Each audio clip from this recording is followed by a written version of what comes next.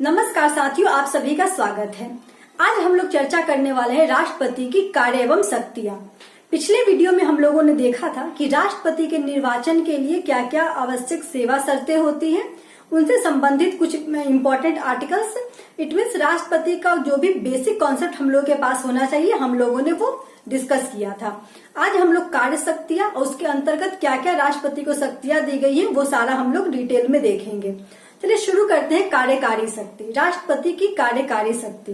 तो कार्यकारी शक्ति के अंतर्गत हम लोग देखेंगे तो भारत सरकार का शासन संबंधी जितने सारे कार्य होते हैं वो राष्ट्रपति के नाम पे किए जाते हैं। दूसरा देखेंगे विभिन्न प्रकार की नियुक्तियां।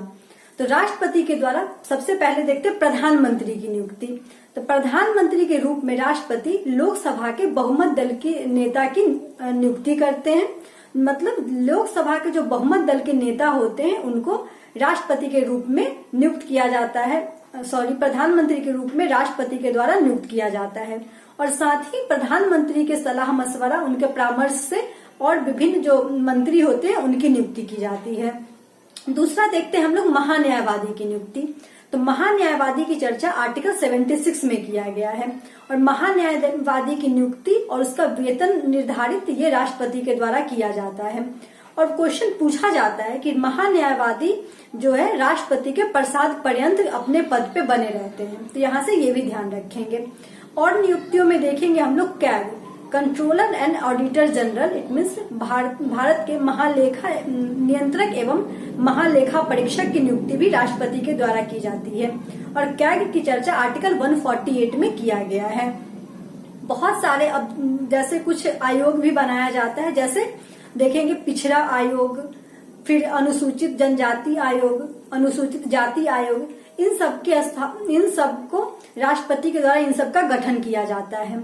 और हम लोग याद रखेंगे यूपीएससी के अध्यक्ष और उनके जो सदस्य होते हैं उनकी नियुक्ति भी राष्ट्रपति के द्वारा की जाती है।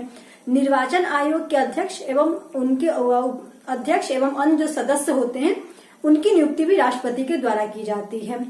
अगर किसी क्षेत्र को अनुसूचित क्षेत्र घोषित करना हो तो ये भी राष्ट्रपति के द्वारा की जाती है। ये सारी शक्तियां राष्ट्रपति की कार्यकारी शक्ति के अंतर्गत आती है। विभिन्न राज्यों के राज्यपालों की नियुक्ति भी राष्ट्रपति के द्वारा की जाती है। तो कुछ क्वेश्चन पूछा जाता है कि कौन कौन से वैसे पदाधिकारी हैं जो राष्ट्रपति के प्रसाद पर्यंत अपने पद पे बने रहते हैं। तो हम लोग यहाँ से बेसिकली 3 याद रखेंगे, महान्यायवादी, प्रधानमंत्री और राज्यपाल। तो यहाँ से कार्यकारी शक्ति हम लोग का खत्म हो। नेक्स्ट हम लोग देखते हैं विधायी शक्ति। तो विधायी शक्ति के अंतर्गत देखेंगे तो राष्ट्रपति संसद की बैठक बुला सकते हैं, उसे कुछ समय के लिए स्थगित कर सकते हैं या लोकसभा को पूरी तरीके से भंग कर सकते हैं। तो ये अधिकार उन्हें दिया गया और ये इसकी चर्चा आर्टिकल 85 में देखने को मिलता है। नेक्स्ट हम लोग देखते हैं संयुक्त अधिवेशन। तो राष्ट्रपति के द्वारा अगर संसद के दोनों सदन में किसी प्रकार का गतिरोध पैदा होता है तो राष्ट्रपति संसद के दोनों सदन का संयुक्त बैठक बुलाते हैं।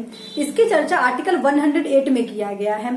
और लेकिन पूछा जाता है क्वेश्चन कि बैठक का आयोजन, जो बैठक बुलाते हैं वो राष्ट्रपति के द्वारा, लेकिन इसकी अध्यक्षता लोकसभा के अध्यक्ष के द्वारा की जाती है। नेक्स्ट हम लोग देखेंगे कि कोई भी नवनिर्वाचित लोकसभा होगा या प्रत्येक वर्ष का जो पहला बैठक होगा उसमें राष्ट्रपति के द्वारा अभिभाषण दिया जाता है, जिसकी चर्चा आर्टिकल 87 में देखने को मिलता है। और हम लोग देखते हैं लोकसभा से। तो लोकसभा के अगर अध्यक्ष और उपाध्यक्ष अनुपस्थित होते हैं तो लोकसभा के किसी भी सदस्य को अध्यक्ष के रूप में राष्ट्रपति के द्वारा मनोनीत किया जाता है। सेम प्रोसेस होता है राज्यसभा में भी।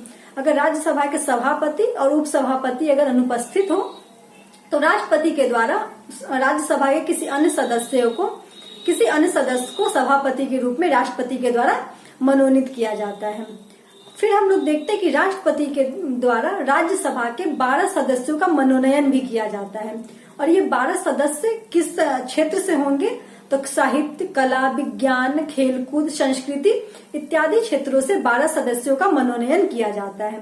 पहले लोकसभा में भी 2 एंग्लो इंडियन का मनोनयन की चर्चा थी, लेकिन 104वें संवैधानिक संशोधन 2020 के द्वारा लोकसभा में एंग्लो इंडियन का जो मनोनयन किया जाता था अब उसे बंद कर दिया गया है। और यहाँ से क्या क्या क्वेश्चन पूछा जा सकता है, तो जैसे हम लोग देखेंगे कि धन विधेयक को छोड़ करके कोई भी विधेयक होगा तो राष्ट्रपति को जब अनुमोदन के लिए राष्ट्रपति के पास भेजा जाता है तो राष्ट्रपति उसे एक बार पुनर्विचार के लिए भेज सकते हैं। यहाँ से क्वेश्चन पूछा जाता है, ध्यान से देखेंगे। आर्टिकल 42वें संवैधानिक संशोधन के द्वारा 42वें संवैधानिक संशोधन जो 1976 में होता है, 1976 में होता है, उसमें यह प्रावधान किया गया था कि अगर संसद के दोनों सदन से अगर कोई विधेयक पारित होकर राष्ट्रपति के पास अनुमोदन के लिए जाता है तो राष्ट्रपति उस पर अपनी अनुमति देने के लिए देना होगा, उन्हें अनुमति उनको देना होगा। बट 44वें संवैधानिक संशोधन के द्वारा ये प्रावधान किया गया कि राष्ट्रपति अगर कोई विधेयक उनके पास आता है, अगर वो सेटिस्फाइड उस विधेयक से नहीं होते तो एक बार पुनर्विचार के लिए उसे सदन में फिर दोबारा भेज सकते हैं। और फिर भी अगर पुनर्विचार होने के बाद भी अगर फिर वो विधेयक राष्ट्रपति के पास आता है तो राष्ट्रपति को उस पर अपनी अनुमति देनी होती है। तो यहाँ से हम लोग इतनी चीजें ध्यान रखेंगे। फिर अगर हम लोग देखते हैं अध्यादेश, तो अध्यादेश किस कंडीशन में जारी किया जाता है? अगर संसद का सत्र कोई नहीं चल रहा होता है और किसी कानून की आवश्यकता पड़ जाती है तो राष्ट्रपति का विधायी शक्ति के अंतर्गत वो अध्यादेश जारी कर सकते हैं। और जो भी बैठक होगा, बैठक के 6 सप्ताह के अंदर में उस जो अध्यादेश होगा उसे पारित करना होगा। अगर 6 सप्ताह के अंदर अगर अध्यादेश को पारित नहीं किया जाता है तो अध्यादेश जो है वो खारिज हो जाएगा, और अगर अध्यादेश पारित कर दिया जाता है तो वो कानून बन जाएगा। तो क्वेश्चन पूछा जाता है कि अध्यादेश का जो कार्यकाल होता है वो कितने दिन का होता है, मिनिमम और मैक्सिमम? तो मैक्सिमम 6 महीना और मिनिमम 6 सप्ताह। तो क्वेश्चन पूछा जाता है कि अध्यादेश का जो काल होता है कितने दिन का होता है? मिनिमम 6 सप्ताह, मैक्सिमम 6 महीना। और अध्यादेश जारी करने की शक्ति राष्ट्रपति को कहाँ से दिया गया? तो ये भारत परिषद अधिनियम 1935 के द्वारा अध्यादेश जारी करने की शक्ति दी गई है। ये भी क्वेश्चन ध्यान में रखेंगे। यहाँ से हम लोगों ने देखा राष्ट्रपति की विधायी शक्तियां, और कुछ विधायी शक्तियां हैं। जैसे देखेंगे कि जो नियंत्रक एवं महालेखा परीक्षक होते हैं वो अपनी रिपोर्ट, या फिर संघ लोक सेवा आयोग के जो अध्यक्ष होते हैं वो रिपोर्ट, इन सारी रिपोर्ट को संसद के समक्ष प्रस्तुत कराने का जो अधिकार राष्ट्रपति के पास है वो सब विधायी शक्ति के अंतर्गत आता है। तो यहाँ से हम लोगों ने विधायी शक्ति देखा, इसके तहत इतने सारे शक्तियां राष्ट्रपति को दी गई है। नेक्स्ट हम लोग देखेंगे वित्तीय शक्तियां। तो वित्तीय शक्ति के अंतर्गत देखेंगे कि बहुत सारे वैसे विधेयक होते हैं जो राष्ट्रपति के पूर्व अनुमति के बिना संसद में प्रस्तुत नहीं किए जा सकते। तो उसमें हम लोग सबसे पहले देखते धन विधेयक। तो धन विधेयक जिसकी चर्चा आर्टिकल 109 में किया गया है, तो धन विधेयक को प्रस्तुत करने से पहले राष्ट्रपति की पूर्व अनुमति आवश्यक होती है। नेक्स्ट देखेंगे वित्तीय विधेयक जिसकी चर्चा आर्टिकल 117 में किया गया है, तो इसे भी प्रस्तुत करने से पहले राष्ट्रपति की पूर्व अनुमति आवश्यक होती है। फिर हम लोग देखेंगे वार्षिक वित्तीय विवरण जिसकी चर्चा आर्टिकल 112 में किया गया है, तो इसे भी संसद में प्रस्तुत करने से पहले राष्ट्रपति की पूर्व अनुमति आवश्यक होती है। अगर फिर हम लोग नेक्स्ट देखेंगे कि अगर आकस्मिक निधि से धन निकालना हो तो इसके लिए भी राष्ट्रपति की अनुमति आवश्यक हो जाती है। फिर हम लोग देखेंगे कि जैसे राज्य और केंद्र के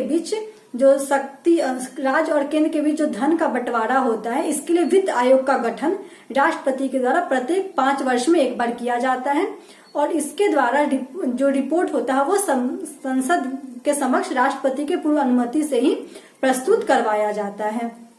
तो यहाँ से हम लोगों ने कुछ देखा कि राष्ट्रपति की वित्तीय शक्ति के अंतर्गत इतनी शक्तियां आती हैं। चलिए अब हम लोग नेक्स्ट देखते हैं